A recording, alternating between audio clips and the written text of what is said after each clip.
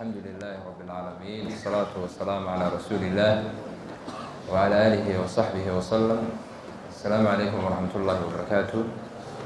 ودرسيني تطبعات أما وفديني تطبعات برنامجيني تحالها إن لو رمي عالم الروحانيات أما عالم كائن جنب غنيتينك يو سحر كيعيش إن شاء الله تعالى عاود درسيني وفصل سنعندنا عائشة iyo calaamadaheeda iyo waxyaabaha lagu garan doono qofka inay lahayso. sidii horeba sheekhu u baraarujiyey maalin hore sheekhu inoogu sheegay calaamadaha uu sheekhu sheegi doono waxaa muhiim ah inaanad isku dabaqin. haddii calaamadaha uu sheekhu sheego yidhahdo waa calaamadihii isha oo aada isku dabaqdo waxaa laga yaabaa inay shaki iyo buuq iyo warwar ku geliso.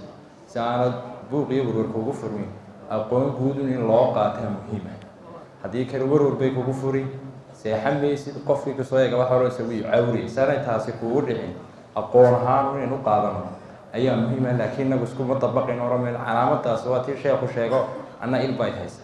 insha allahu tacaala sheekhaan uga bixi doonaa sheekh maxamed sheekh ismaaciil sheekh xasan falyatafadal mashkuura maajuura jazaaka allahu khayr. أعوذ بالله من الشيطان الرجيم. بسم الله الرحمن الرحيم.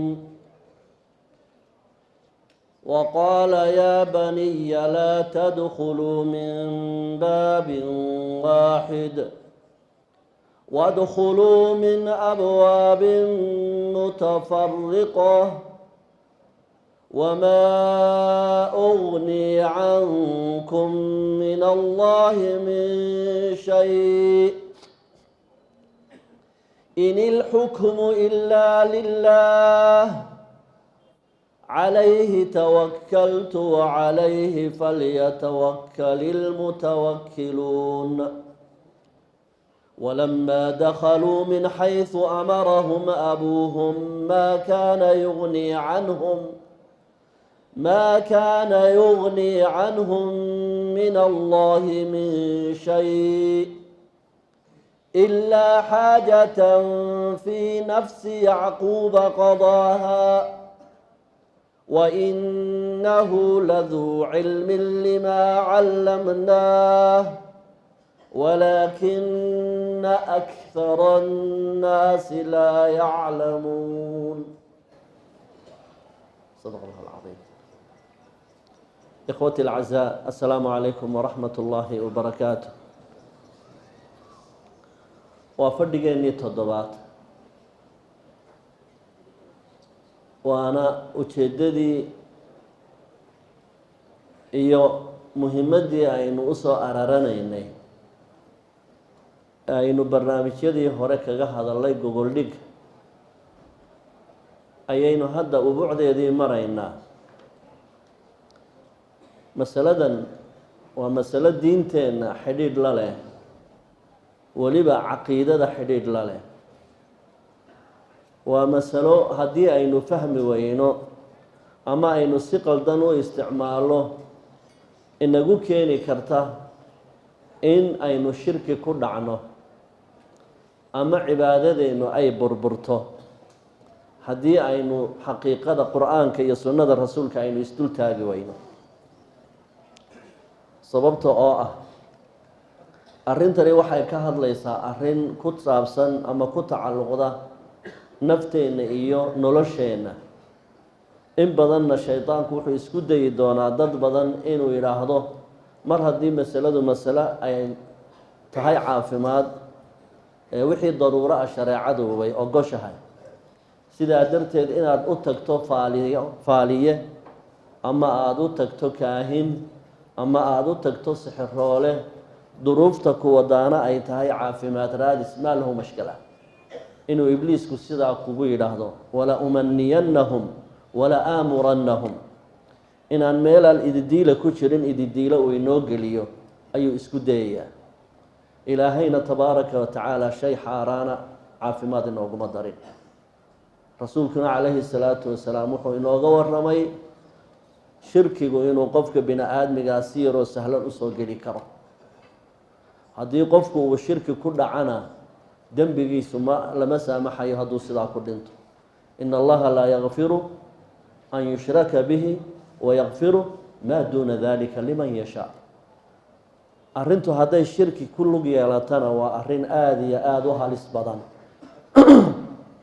inta badan qofka markay dhibaato ku timaado caafimaad ee xal loo waayo xagga caafimaadka dhakhaatiirta ama masaladaasi ay cakiranto oo cilmigii maadiga ahaa iyo laboratoriyadii iyo dawooyinkii kemikalka ahaa ay waxba tari waayaan, yaalaa ducafaa alcaqiida waxay u irkadaan saaxir ama faaliye ama falalow ama kaahin ama uun khuraafaadista ah.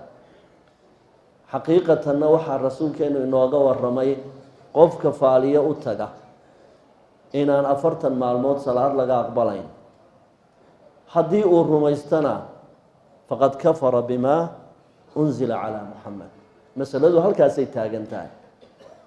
u tegitaanka aada u tagto keliya ee aada suuq u samaysay dadka aada ku kediso ayaa waxaad ku waayeysaa adigoo dadkii salaada la tukanaya inaan salaadaadi la aqbalayn 40 maalmood. adigoo muslim isu haysta oo saaxiroola soo rumaystay inaad safka muslimiinta ku jirta macaana adigoon ka tooba keenin aad kaafir tahay haddana salaadaad tukanayso.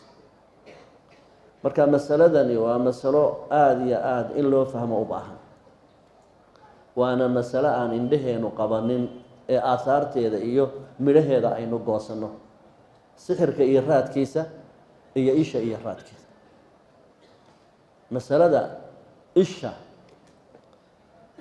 akthar culamaa alislaam waxay isku waafaqeen inay tahay wax jira ilaa qaliilan, in yar oo bini aadmiga ka mida mooyaane oo fahmigooda uu qaldamay mooyaane akthara ahli lcilmi waxay isku waafaqsan yihiin in ishu ay waxyeelo geysan karto, dhibaatana qofka bini aadmiga ay ku keeni karto, ilaa iyo geerina ay sababi karto, sida aynu axaadiida rasuulka calayhi salaatu wasalaam aynu ka daalacan doono.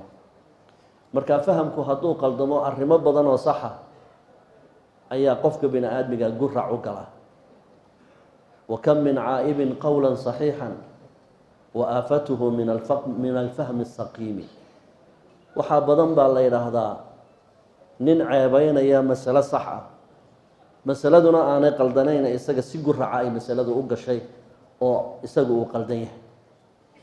marka masaladan in cawridu jirto ama ay ishi jirto adilo sariixa oo qur'aani ah iyo adilo sariixa oo xadiidka rasuulka ah calayhi salaatu wasalaam ayaynu soo bandhigi doonaa si aynu ugu qanacno ma jirta mise ma jirto, aynu bayaan ka dhigi doonaa insha allah.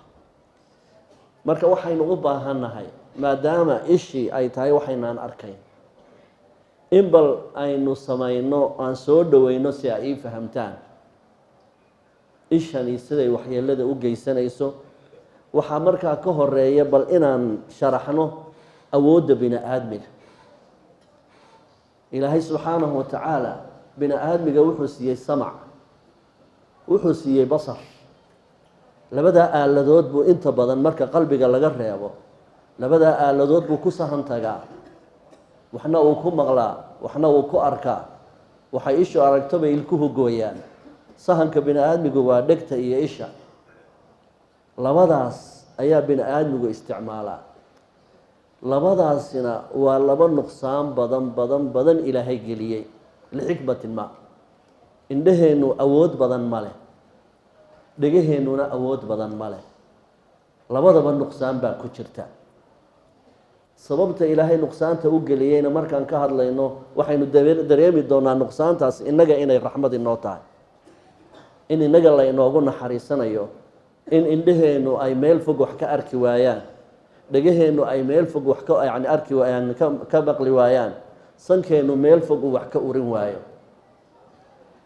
waxa ilaahay tabaaraka wa tacaala qur-aankiisa kaga waramay bini aadmigu markay adduunyadan joogaan in indhahooda uu dabool ku xidhan yahay. indhaheennan dabool rabbaaniya ku xidhan, in yaroo kooban iyo diirad yaroo kooban baynu wax ku aragnaa. ilaahay baa qur-aankiisa wuxuu ku yidhi tabaaraka wa tacaala laqad kunta fii gaflati min hada fakashafnaa canka ghiطaa'aka fabasaruka alyawma xadiid. ilaahay wuxuu inooga warramay caalamkan aynu ku noolahay wax badan inaynu qaflad kaga sugannahay, inuu ilaahay inuu iska keen wato, laakiin wax badan oo hareeraheenna ka dhacaya inaynaan dareemaynin oo aynu qaflad kaga jirno ayuu ilaahay inooga warramay.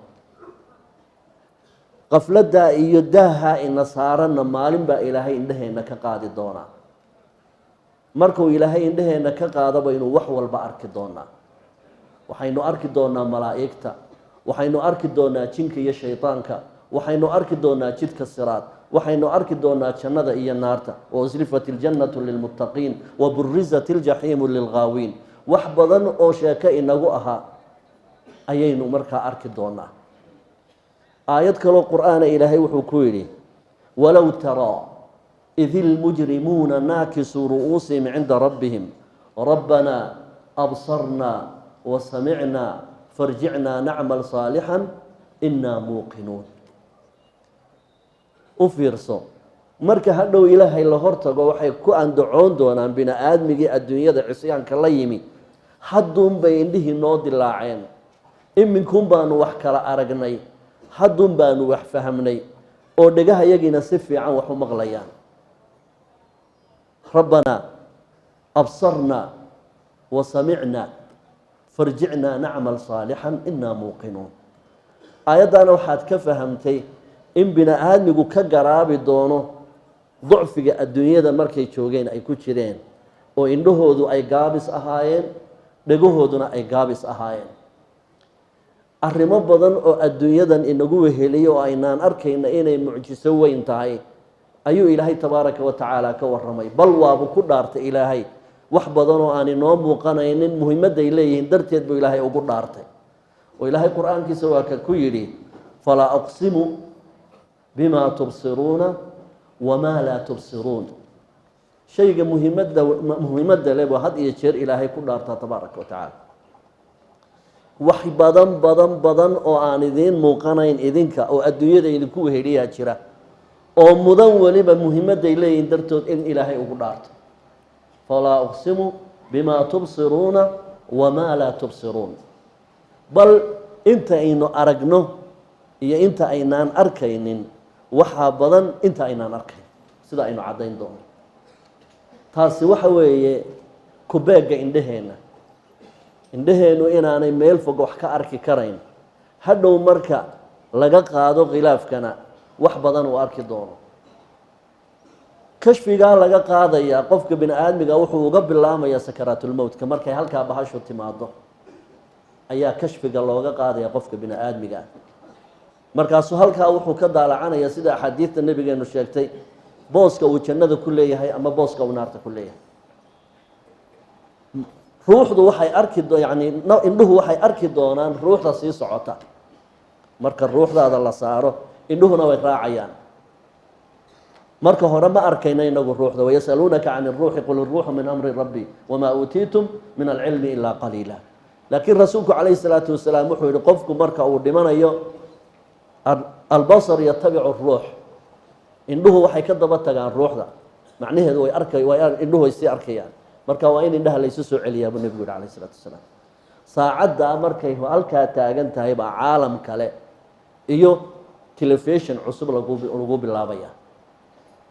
haddii xagga dhegaha aynu eegno, dhegaheennu wax badan ma maqlaan, in yaroo kooban bay maqlaan. axaadiid badan oo saxiixa baana nebigeena ka sugnaatay salawaatu ullahi wasalaamu calayh. nebigeenu wuxuu yihi calayhi salaatu wasalaam xadiid saxiixa idaa wadactum اljinaazata faxamalaha الrijaalu calى acnaaqihim fain kaanat صaalixaةa qaalat qadimuunii wain kaanat gayra صaalixaةi qaalat liأhliha yaa waylaah ayna tadhabuuna biha. waa xadiid saxiixa wey. wuxuu yihi rasuulkeenu calayhi salaatu wasalaam marka nafta ay qofka bini aadmiga meydkiisa la qaadayo ee raggu ay garbaha saartaan, naftaasu hadday naf saalixada ahayd way hadli doontaa. markaasaa waxay odhanaysaa qadimuunii qadimuunii. intaasoo meyd baynu qaadnay, weli kamaynaan maqal inagu sawdkaa, laakiin sawdkaa waa la maqlaa.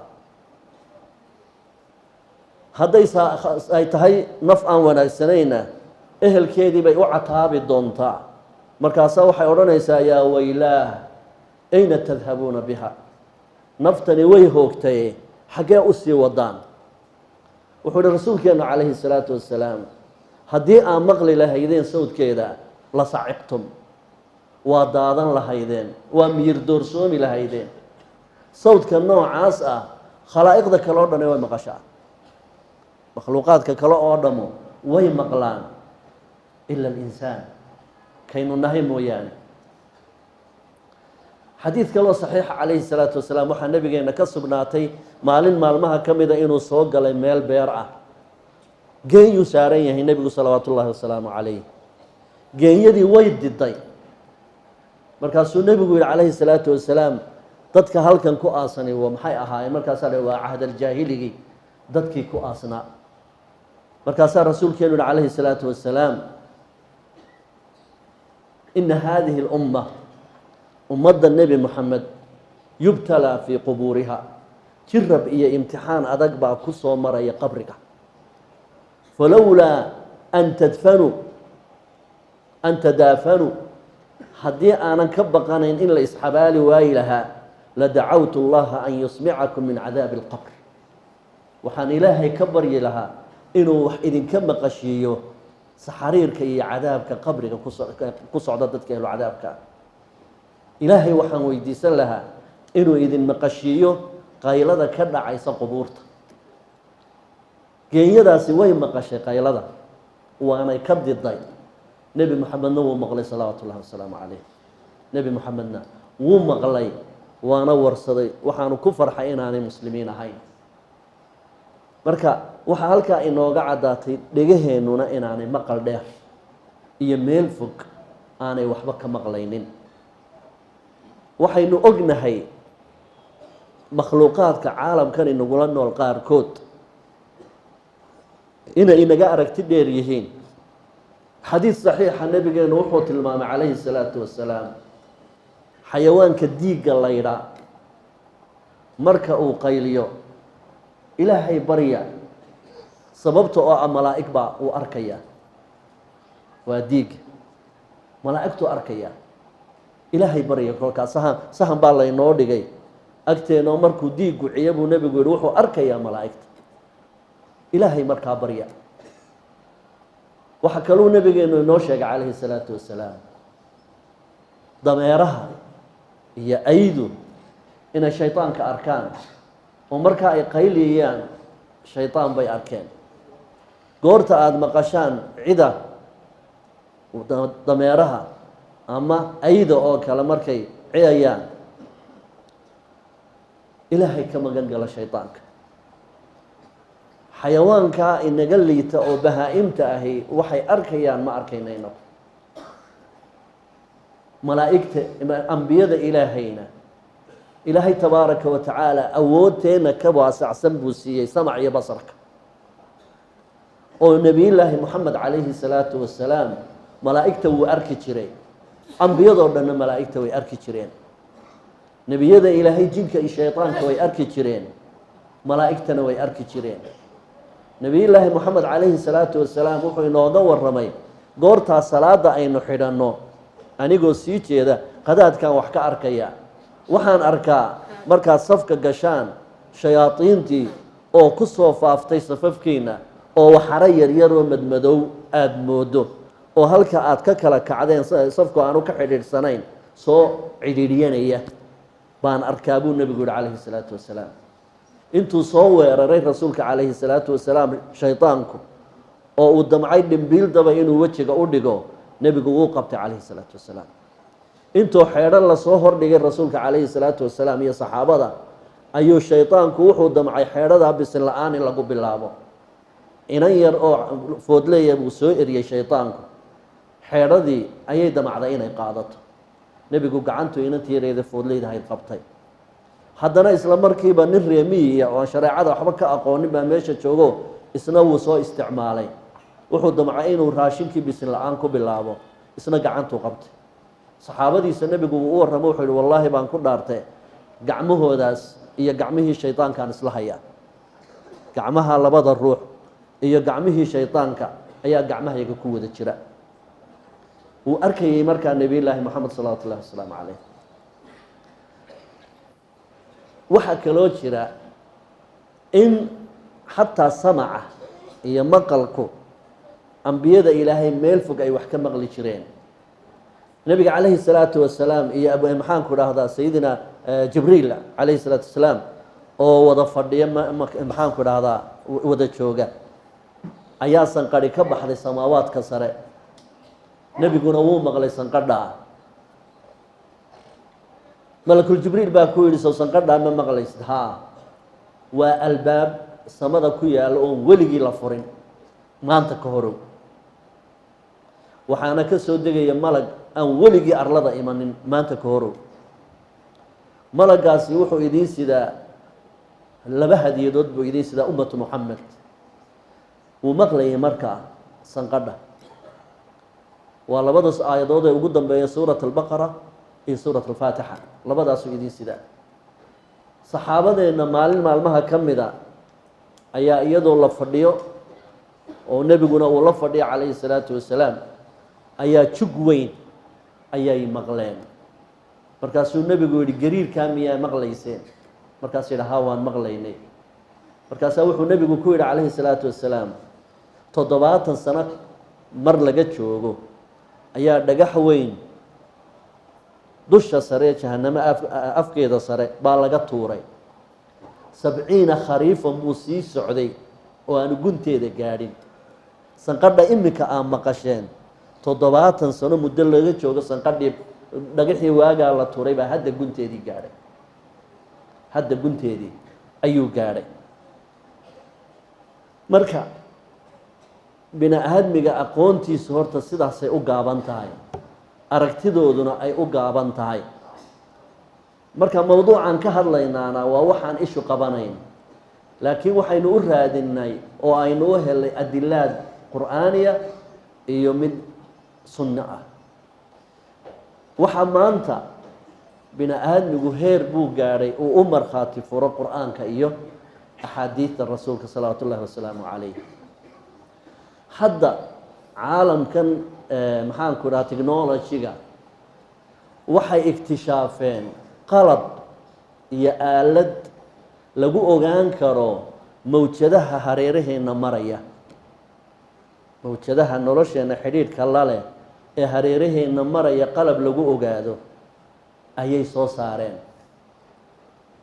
mawjadaasna waxay u bixiyeen almawjatu daatiya. almawjatu addaatiya waa qalab lagu ogaan karo mawjadaha jidhkeenna ka baxa ama soo gelaya ama hareeraheenna yaal. waxay u yaqaaneen radionic. radionic bay yidhaahdaan. waxay yidhaahdeen waxaan ogaan karnaa oo qalabkan aanu ku ogaan karnaa qofka bini aadmiga ciddada uu iska gooyey halkay taallaan ogaan karnaa ciddaduu iska gooyey markaan qalabkaa adeegsano. timihii uu iska xiiray qeyb ka ahaa halka uu yaallana waa lagu ogaan karaa. candhuuf hadduu tufay halkuu ku tufay baa lagu ogaan karaa. oo waxay yidhaahdeen xubnaha bini aadmiga oo dhan waxay bixiyaan buu yidhi markay jidhkooda ka go-aan waxay diraan signal bay diraan. waxay la soo xidhiidhaan jidhweynihii ay ka go-een ayay la soo xidhiidhaan. waa maanta waktigan xaaliga ah cilmi la iktishaafay weeyaan in qofka bini aadmiga xubintii ka maqnayd meeshay ku duugan tahay la heli karo. goormaa ilaahay ka warramay subxaanahu wa tacaala qad calimna maa tanqusu اlardu minhum wa cindana kitaabun xafiid. waxay yidhaahdeen waxaa jira mudabdabaad iyo hirar ka soo baxaya jidhkii la gooyey oo u imanaya jidhka, way isxidhiidhiyaan. mudabdabaadkaasaa markaa la eegayaa oo qalabkani soo saaraya. haddii qalabkaasi iminka uu caan baxo waxaa si sahlan loogu adeegsan karaa maadooyinka ay sixiroolayaashu u isticmaalaan bini aadamka markay sixrayaan. oo inta badan sixirooluhu wuxuu yaalaa u adeegsadaa maadad qofka bini aadmiga qeyb ka ahayd. maalan sidii yani xadiidkii rasuulkeena calayhi salaatu wasalaam ee lagu sixray timihiisi iyo garhfeedhii uu ku feedhanayay. bini aadmigan markaa sixiroolayaashii markay doonayaan qof inay sixraan iyaalaa waxay ku dadaalaan ama timaha qofka inay wax ka helaan, ama ciddiyihiisa inay wax ka helaan, ama wax uun jirhkiisa ka mid ahaan jiray hadduu doono garan uu iska bixiyo dhididkiisi uu ku yaalla ha noqdo, ama sharabaadadiisa ha noqdo, ama kabihii uu xidhnaa ha noqdo, ama maryaha uu xidhno ha noqdo, in wax uun jirhkiisa ka mid a inay wax ka helaan bay isku dayaan. taasay markaa sixirka ku qabtaan. xidhiidhka maadadan qofka bini aadmiga ka soo go'day iyo fariimahay soo dirayso ayaa waxaa loo adeegsanayaa shaydaankuna inuu ka faa'iidaysto. dabadeedna saaxirku qariinka uu soo dirayo wuxuu ka faa'iidaysanayaa inuu u soo raaco mudabdabaadka ay jidhkaagu samaynayaan. maadadan uu kaa qaaday sixirooluhu buu wax ku akriyayaa annafaahaati fi lcuqad, dabadeedna waxaa la adeegsanayaa mudabdabaadka maanta aynu ognahay ee la ogaaday in qofka bini aadmiga jidhkiisu uu xidhiidho. ma kala lumayo qofka bini aadmigii, jidhkiisu sidaasuu weligiiba u wada xidhiidhsanaanaya. qofka bini aadmigiihi wuxuu leeyahay awood uu jidhkiisa ku ilaashado, hadday dibad tahay iyo hadday guda tahayba. marka maanta waxaa heerkaasaa la marayaa in la ogaado timahaagii aada goysay fariimaha ay soo dirayaan iyo halkay kuu jiraan. waa masalo basiida. iminka mobilkani hor yaalla, shirkadda uu ka tirsan yahay xadhig baa ugu xidhan. in mobilkeygani uu dansan yahay iyo inaad dansanayn way sheegayaan hadda iyagoo iga fog. ayaa waxaa la leeyahay mobilka numberka alihi wuxuu yaallaa masaajidkii calimataan buu yaallaa. bayteriga hadda waan baktiya hadda anugu inta uu bayterigu ku jiro fariin buu soo dirayaa satellite-ku uu isku xidhayo bayteri ee mobilkayga iyo markaska. oo maanta mobilka lagaa xado waxay awood u leeyihiin shirkaddu halka uu yaalla inay soo qabtaan iyo guriga uu ku jiro, ama haddii laga saaraba maxaanku dhahdaa jibkaaga yar oo ku kale la gashado mar allaali markaa la isdaaro ayaa waxaa la odhanayaa mobilkii numberkaa lahaa waxaa lagu isticmaalaya numberka caynkaa iyo caynkaas. insaankaa heerkaa gaadhay waxaad ka warantaa fakayf rabb alcaalamiin tabaaraka wa tacaala. caalamkan aynu joogno asraar badan iyo mawjado badan oo isdhafan dhaafayaa jira, laakiin inagu aynaan arkaynin oo aynaan maqlaynin. haddii la ina maqashiin lahaa ama aynu arki lahaynna noloshu ay noo qadhaadhaan lahayd. mithaal yaroo basiidaan ku siinayaa. mudabdabaadkan iyo hirarkan bini aadmiga fariimaha u soo diraya marka aynu isu taagno nebiyullaahi yacquub aynu ka waramayno maalan markii nebiyullaahi yuusuf calayhi salaatu wasalaam qamiiskiisii uu u soo diray aabihii wuxuu joogaa marka qaahiro yacni bilaad almasr buu joogaa. yacquubna bilaad ashaam buu joogaa. isla markii uu qamiiskiisa soo diray ayaa nebiyullaahi yacquub wuxuu leeyahay innii la ajidu riixa yuusufa lowlaa an tufaniduun. intay isu jiraan wuxuu leeyahay iyadoon maxaanku dhaha moobil jirin oo qalabkani jirin ayuu leeyahay nebiyullaahi yacquub calayhi salaatu wasalaam innii la ajidu riixa yuusufa lowlaa an tufaniduun. halkan waxaynu ka fahmnay qof wal oo bini aadmiyihi inuu raa'ixad gaara leeyahay bidaliili اlqur'aan. qof kastoo bini aadmiga ka mid ihi sawd gaara buu leeyahay oo lagaga soocayo sawdadka kale. oo qof aan ku aqoon sawdkaaga yaqaana markuu sawdkaaga maqlo meesha doontaba wuxuu odhanaya hebel baa halkaa ka hadlaya. qof kastoo bini aadmiyi wuxuu leeyahay tallaabo u gaar ah markuu soconayo.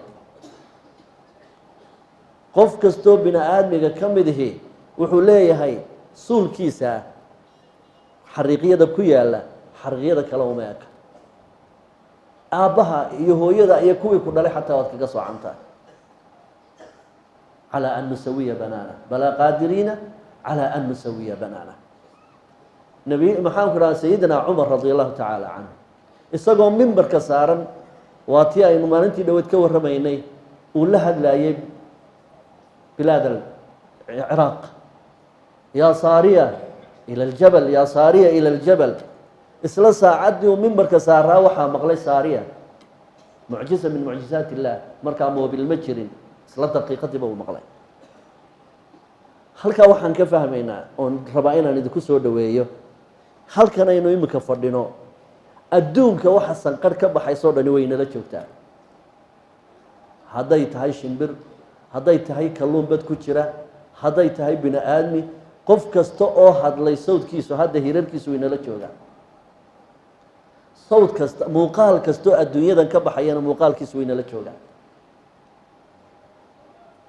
ma arkayna laakiin haddii dhammaan waxaa sawd caalamka ka jire ku wada ag maraya hirarkiisu ay ku ag marayaan lagugu furo intee in leeg baa dhagaha ka faa'iidaysan lahayd markaad mobil ku hadlayso qofkaa ag hadlayo war bal iga aamuste mobil baan ku hadlayaa mobilkani wax kale muu samaynin hirkii ina ag maraya buu soo qabtay inta moobila imika inala taalla dhammaan hirar bay soo qabteen kani waa kaa dhawaaqaya haddana anu ma maqlaayo waxaa aada arkaysa suurada ah inayna ag joogaan waxaynu ku fahmnay t v-go keliya t v-gu marka uu sawirka soo dirayo ee uu ina ag maraya intaanu t v-ga ku dhicin uu ina ag maray innaga haddana maynaan arkayn mar allaali markuu t v-ga soo celiyey un baynu garanay suuraddii marka jamiica suwar alcaalam dhammaantood wayna hor yaallaan dhammaan aswaadda caalamkuna wayna wadaag yaallaan haddana wax allaaliya waxaynu ka maqlaynaa ma jirto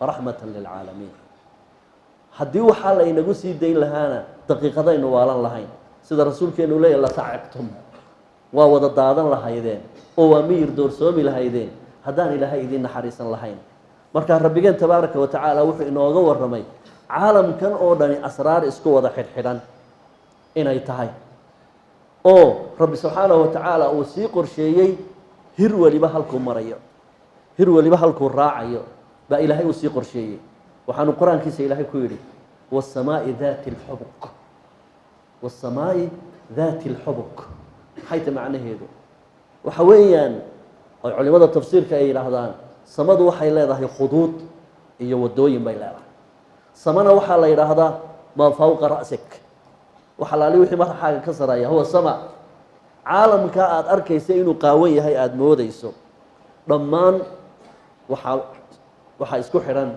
khadham iyo shabagyaa isku wada xidhan shabagyadaas mid waliba khad gaaruu leeyahay dhowrkaa boqol iminka masaajidka aynu ku joogno nin walba mobil buu wataa nin walbaaba khad gaara baa soo gelaya samada yaalla khadna khad kuma leexanaya waa la sii nidaamiyey intaan la ina abuurin baa ilaahay sii nidaamiyey adduunyadan aynu ku noolnahay waa kabad iyo culays iyo mashaqo iyo buuq iyo wareer haddana ilaahay wayna cinaayeeyaa waa latiif waa khabiir ilaahay wuxuu inooga warramay khalaqna alinsaana fii kabad bini aadmigu wuxuu ku dhex abuuran yahay mashaqo iyo kadeed iyo lur iyo hawl buu adduunyadan dhammaanteed waa wada buuq dhammaanteed waa wada mashkilad dhammaanteed waa wada kulayl dhammaanteed waa wada qabow haddana ilaahay waynoo cinaayeeyo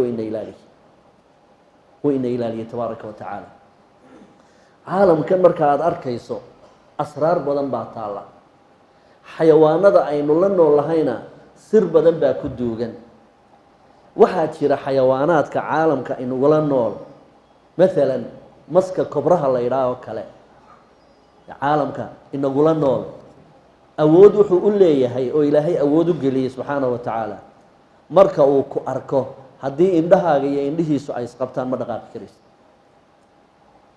ilaa intuu kuu imanayo waa mas aan socod badan lahayn wuu xamaartaa inuu kugu soo socdo waad arkaysaa laakiin ma dhaqaaqi karaysa ilaa uu kuu yimaado uu ku cuno sidaa uu usoo gurguuranayo ee aada u cabsanaysa wadnahaagu fugta u hayo ayuu kuugu imanaya uu ku cunaya nabigeenuna calayhi salaatu wasalaam xadiis saxiixa oo ibnu cumar uu warinayo qal hadda u fiirso adduunyada say isugu wada xidhxidhan tahay iyo sida diintu inoogu hawl yaraysay masale maalin walba la leeyahay cilmi baa la soo saaray oo la iktishaafay aynu hore u naqaanay aynaan waxba uga faa'iidaysanayn wuxuu nabigu yihi calayhi salaatu wasalaam uqtuluu alxayaata waqtuluu dad dufyatayni waalabtar fainahumaa yuطmisaani اlbasara wayusqitaani اlxubla.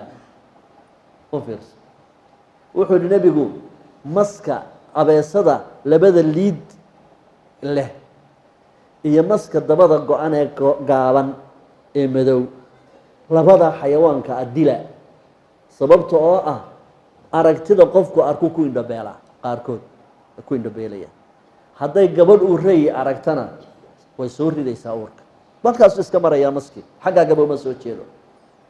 hadduu sifadaa leeyahay wuxuu leeyahay awood baawar ilaahay uu geliyey oo uu isticmaalayo oo mudabdabaada mawjaduu soo diraya mawjadahaasi indhaha way la tegayaan. haddii aada u fiirsateen xayawaanada shimbiraha qaarkood iyo waxaa dagaalamo masaska iyo shimbiruhu way dagaalamaan qaarkood. shimbirtaasi waxay soo qaadanaysaa caleen yar caleemaha yani mid ka mid ah waxay isku dayeysaa inay maskaa madaxa ka saarto maskuna madaxuu ka ilaashanayaa caleentaas isagu shimbirta xaggaa sare taagan ma gaadhi karo laakiin wuxuu isku dayayaa harhkeeda inuu micida ku dhufto. tasawar harhkeeda hadduu micida ku dhufto way soo dhacaysaa bal awoodda ilaahay geliya feeda isagoo caleentan ay wadataa iyana intaa waxay ka cararaysaa inuu harhkeeda la helo isna intaa wuxuu daydayanayaa inuu mar uun harhkeedaa ku dhufto mar allaaliya marka micidu ku dhacdo harhkaa shimbirtaas way soo dhacaysaa iyadoo hadday madaxa ka saartana naf loogu iman maayo. waa caalamka aynu ku noolahay waayahay bal waxaad fahamsiisaa markaa micidan iyo dhulkan isqaniinay sirta ku jirtaa maxay tahay waa qudra min allahi tabaaraka wa tacaala waa awood xagga rabbi ka shaqaynaysa weeye. marka haddii asraarta caalamkan aynu faaqida isnidhaahno wax badan baanu ogaanaynaa inuu bini aadmigu daciif yahay wa kaana alinsaanu daciifa wa khuliqa alinsaanu waa ujeeda daciifa. indhaheennu awood male oo meel fog wax kama arkayaan dhegaheennu awood male oo meel fog wax kama maqlayaan oo muruqeennu awood male oo xataa xayawaanaadka aynu la noolahay qaarkood waxay qadi karaan ilaa iyo 600 oo sannadood bay qadi karaan oon biyo baad midna qaar baa 60 sannadood intay gal yar samaystaan halkoodaa iskaga jiraya oo duruuftuun eeganaya mar allaaliya markay duruufta u sallaxnaatana soo baxaya qaar baa sanad bil ilaa ka bil intay gal yar samaystaan bay halkaa iskaga jirayaan oo inaga awood yar xagga maaragtay marka xajmiga la eego. waa idinka arkay bahashan ay yidhahdaan roob la dhacda xayawaanka markuu roobka laxaad kali da-o dhibicdu markay saa inoogu dhufato ee in yar roobka uu yaro qaadaba waa idinka arkay baalaley markiiba duulaysa. dadku waxay aaminsan yihiin in ay la socotay roobka waxaana yidhahdaan roob la dhac bay yidhaahdaan ma aha roobka lama socoto ee dhulkay ku aasan tahay gal yar bay iskaga jirtaa baabuurtii baa dul maraysa oo maxaanku dhaha dabayshii baa ku dhacaysa oo cadceeddii baa ku dhacaysa oo wax mashaakil oo dhan baa ku dhacaya haddana galkeedaa yar waxba ma yeelayaan. mar allaaliya markuu roobku saa u da-o baa kumanyaal xayayaankaasi mar keliya waa nusa saac gudaheed mar allaaliya markay roobkaa urso barakaysan way wada dilaacayaan. inaguna nolosheenna waa idinka arkay dee bini aadmigu inuu daciif yahay xayawaanka kaloo dhan markay dhashaan markiiba way durduriyaan way iska raacaan hooyadood.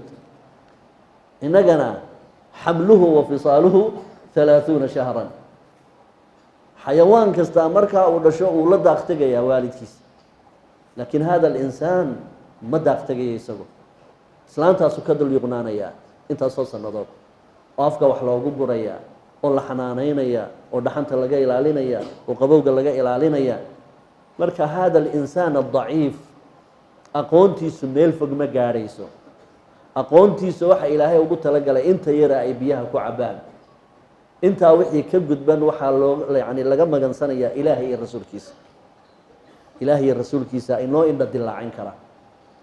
ilaahayna wuxuu qur-aankiisa ku yidhi wamaa uutiitum min alcilmi ilaa qaliila. sidiinaba bini aadmi aqoontiinoo dhan isu wada keeno oo wax yar ma buuxinayso. oo nebiyullaahi muusa iyo nebiyullaahi khadir calayhim asalaatu wassalaam markii ay safarka ahaayeen doonta waa tii shimbirtu isku soo taagtay, shimbir baa isku taagtay, doontii ay la socdeen, waa xadiis saxiixa. dabeedna 2 jeer ayay badda sidaa afka u gelisay shimbirtii. goortaasuu nebi khadir ku yidhi, shimbirtaasi muuse way nala hadashay miyaad afgaratay? shimbirtaas waxba inoo sheegtay miyaad garanaysaa? markaasuu yidhi maya ma garanayo. shimbirtii isagu u fahmay khadar, laakiin nebi muuse muu fahmin calayhi salaatu wassalaam. wuxuu yidhi shimbirtaasi waxay inagu tidhi labadiinano cilmiga aa xambaarsan tihiin baddaas intay shimbirtu ka darsatay uma dhiganto. baddaas shimbirtu labadaa jeer ay darsatay waxayna leedahay cilmiga muuse iyo cilmiga khadir wada jirkoodu baddaas 2 jeer shimbirtu ka darsatay ilma leeka. nebiyullaahi muusena muuxaa ilaahi buu ahaa, kaliimullaahi buu ahaa, towraad oo dhan baa lagu soo dejiyey. nebiyullaahi khadarna cilmu ladunya oo dhan baa ilaahay siiyey. haddana cilmiga baaxadda ale baa waxa la yidhi shimbirtaasi intay 2 jeer darsatay uma dhiganto. marka sidaasaynu horta ugu jiraa qolof yar oo cidhiidhiya. aqoonteennuna mar kastoo aynu aqoon barannaba waynu cidhiidhi baynu sii gallaa. mar kastoo cilmi kuu kordhaba inaad jaahil tahay baad ogaataa. absad mithaal, tusaale yar haddaan ku siiyo, marka dugsi hoose lagu geeyo waxaa lagu odhanayaa dugsigii hoose waad dhammaysay, weli cilmigii maad 4 sannadood.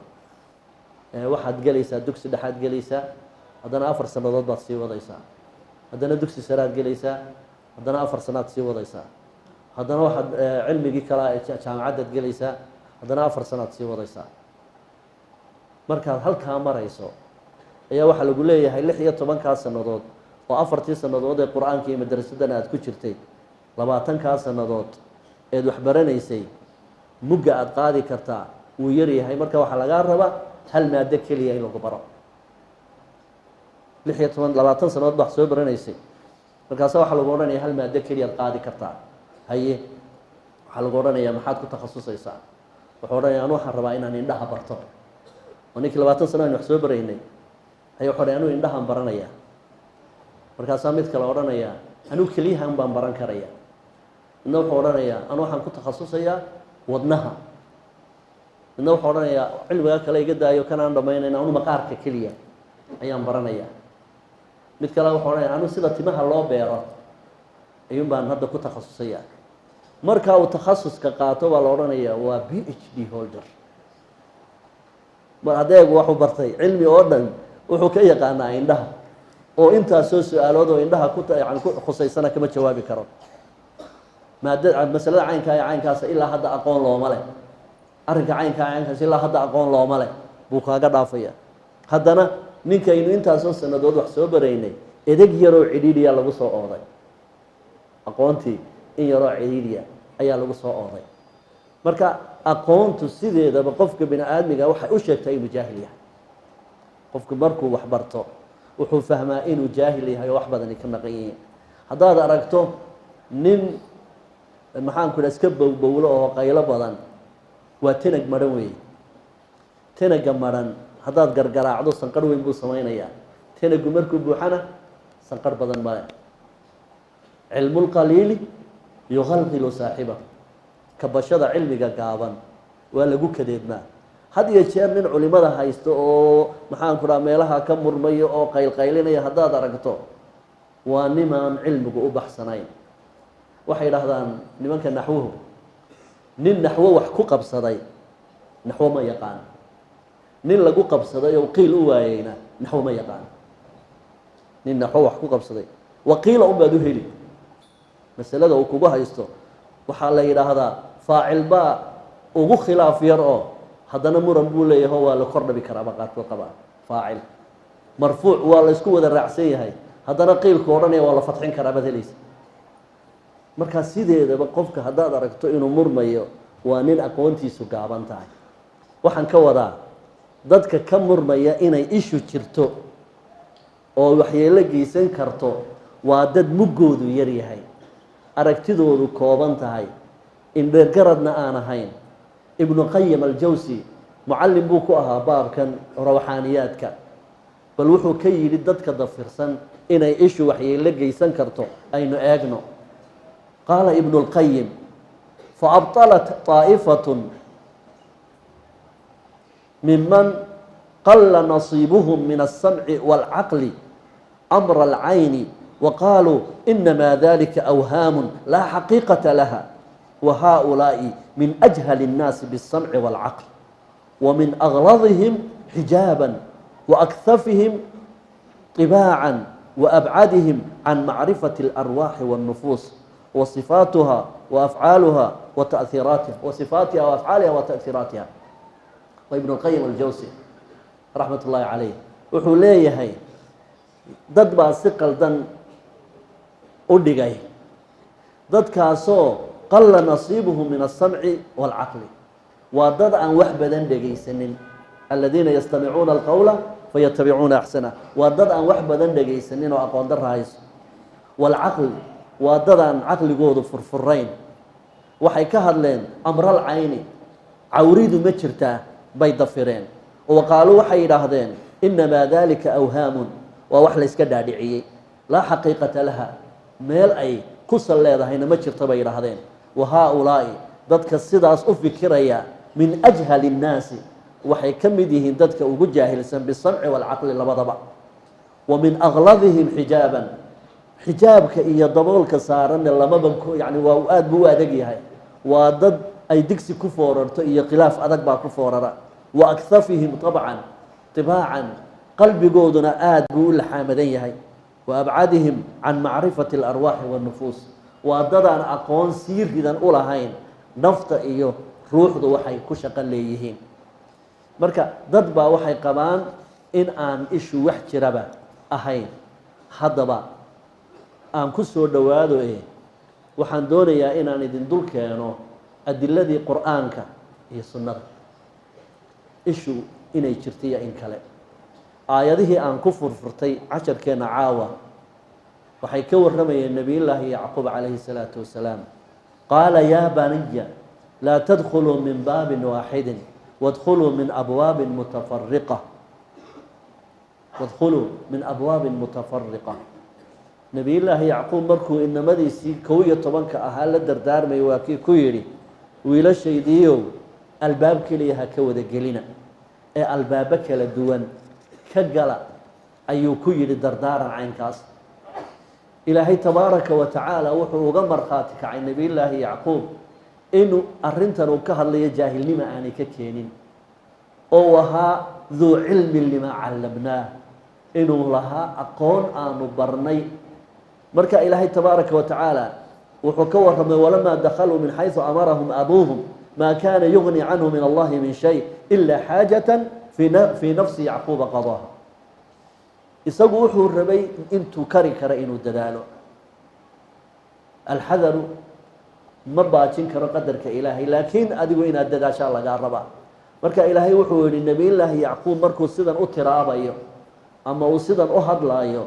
aqoon la-aan kama ahan addoon cilmi badan buu ahaa waxaanu aqoon u lahaa nebiyullaahi yacquub mudabdabaadka iyo fariimaha cawridu ay samayn karto waa 11 wiil oo ambiye nebiyaal dhaleen oo ladnaan ku koray oo dherarkooda iyo quruxdooda nebiyullaahi yuusuf baabay la dhasheen oo quruxdii caalamka qeyb la siiyey markaa wuxuu uga baqay hadday mar keliya meel wada galaan saddexda yuubyuuban buu uga baqay inay haleelaan saddexda yuubyuuban waa farta iyo isha iyo carabka saddexdaasuu uga baqay inay waxyeello u geystaan markaasuu la dardaarmo yidhi iska ilaaliya markuu ibnu cabaas aayaddan fasiraya wuxuu yidhi inahu khashya calayhim alcayn ibnu cabaas mufasiru hadihi اlumma wuxuu yidhi wuxuu uga baqanayay nebiyullaahi yacquub inamadaas inay ili ku dhacdo aayad kaloo qur'aana ilaahay waa ka ku leh wain yakaadu aladiina kafaruu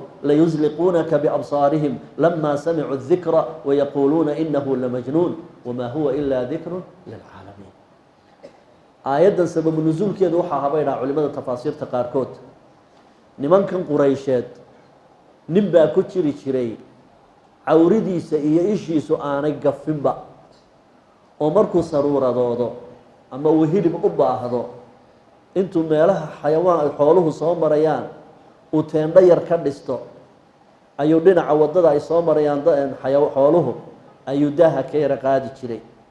neefka tabaadinka ee ugu hilibka badan leh ayuu isha la eegan jiray, markaasay dhici jirtay. hadhow markay qalaan buu hilibka u doonan jiray, markay qalaan ayuu hilibka ka martiyi jiray.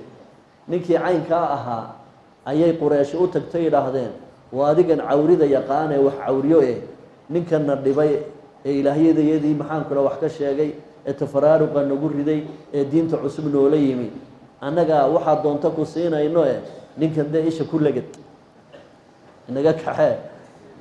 ninkii markaa intuu isa soo gaajaysiiyey ayuu damcay inuu nebiga cawriyo. ilaahay baa wuxuu qur-aankiisa ku yidhi, wainhu sha'niye yakaadu waxay ku siganayaan aladiina kafaruu kuwii gaaloobay layusliquunaka biabsaarihim. ibnu cabaas marka uu fasirayo layusliquunaka muxuu yidhi? qaala ibnu cabaas wakayruhu iyo culimo kale markay aayadda macnaynayaan layusliquunaka ay layunfiduunaka biabsaarihim, inay isha kaa dusiyaan ayay ku sigteen gaaladu. bicuyuunihim yuciinuunaka iyagoo ku ilaynaya oo ku cawrinaya. wa ilaa hada alxad waxay sigtay oo ay dhaawici gaadhay khayru khalqi illaahi, oo adkaartiisa iyo diyaargarowgiisa iyo cibaadadiisa wax ka cibaado badan kii ugu taqwada badnaa ilaahay agtiisa baa waxay isku dayeen inay il wax ku yeelaan. waxaa kaloo nabigeenu ka warramay calayhi salaatu wasalaam xadiid saxiix oo ibnu cabaas uu warinayo, wuxuu yidhi alcaynu xaq, cawridu waa wax jira, cawridu waa wax jira waana xaq, noloshaanay ka mid tahay. walow kaana shay-un saabiqu lqadari, haddii uu jiri lahaa shay uun qadarka ilaahay ka dheerayn kara la sabaqathu lcayn, waxaa ka dheerayn lahayd waa cawrida. waida istugsiltum faqtasiluu, haddii ishu idinka dhacdo mu'min bay ka dhacdaa, munaafiq bay ka dhacdaa, kaafir bay ka dhacdaa, xayawaan bay ka dhacdaa, oo jinkay ka dhacdaa ishu. oo xataa culimadu waxay idhaahdaan marka aada xayawaan haraadan aada la joogto agtooda biyaha ha ku cabin. wuxuu rasuulku yihi calayhi salaatu wasalaam, neefka aada gowracaysaan shafrada si fiican ugu soofeeya, markaad ku soo socotaanna midida ka qariya. waidaa dabaxtum fa axsinu dibxa, haddaad wax gowracaysaan gowracana wanaajiya, maandhow axsaan lagama tago eed haddaad fali. haddii aada neefkan gowracayso ha ku sii cariigsanoo agtiisa ha ku lisanin midida, lagu fahmayaa waanu hadli karaynun waa bahaa-in ma yeedhaana, laakiin midida in isaga loo lisanayo u fahmayaa. marka waxaa laga yaabaa inay wax kaaga sabqaanba. marka waxaynu halkaa insha allahu tacaala kasii wadi doonaa biidni illaahi albaari adilaadka axaadiidta rasuulkeena ee caddaynaysa in ay cawridu wax jira tahay. marka in sha allahu tacaala waxaan isku dayi doonaa inaanan ka hadlin calaamaadka isha. soomaalida waxay tidhaahdaa shir looma wada unsiyo, dadkuna isku wada mug maaha, biqadri cuquuli innaas baa lagula hadlaa. calaamaadka ishu wax badan oo xanuuna abay istadaakulaan.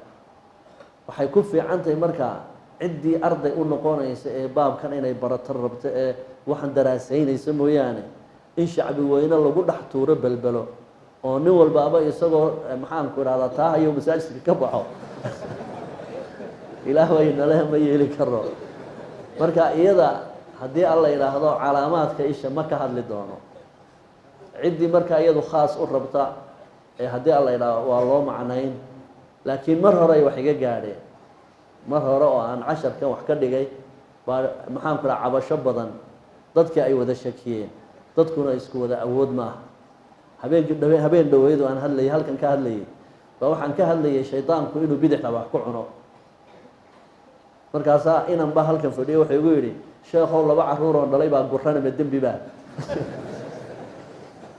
waxaynu ka hadlaynay isticmaalka gacanta bidix, isna wuxuu u qaatay qofku hadduu guran yahayba inuu shaydaan yahay marka waxaa laga yaabaa hadal nin si u yidhi nina si u qaaday anigoo wax dawee isleh inaan cudur abuuro ma yeeli karayo marka baaraka allahu fiikum wixii uun halkaa kasii uun faa'iide la isleeyahay malaa iimaanka iyo maxaan ku dhaha yaqiintaa ku ilaashamaysa ninkii fahmaa baan ka sheekayn doonaa insha allahu tacaala wixii aan macno buuran ugu wada jirin dadweynaha looga sheekaynayana insha allahu ka hadli mayno wasalaamu calaykum waraxmat ullahi wabarakaatu